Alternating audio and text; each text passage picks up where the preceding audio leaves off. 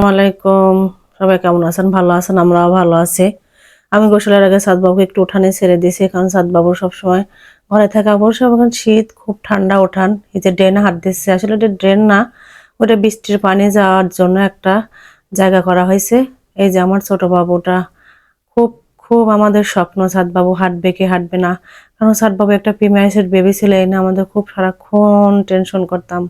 ওকে doctor দেখানো হয়েছে, আর doctor বলেছে না ঠিক হয়ে যাবে, কারণ ওর ওজন এত কম ছিল। এই দেখেন কি সুন্দর করে একটু একটু করে হাঁটছে, একটু উঠে দাঁড়াচ্ছে।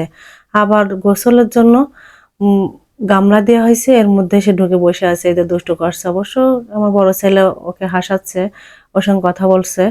এই যে আমার আমার সাদবাবু মেসুরের বেবি ছিল, এই জন্য ওকে অনেক রকম করে আমি সব সময় চেষ্টা করি, সব রকম ওর দিকে খেয়াল করি। ওর হাঁটা, ওর চলা, ওর কথা বলা, ওর চোখের সব সময় মনের ভিতর টেনশন করে। আল্লাহ।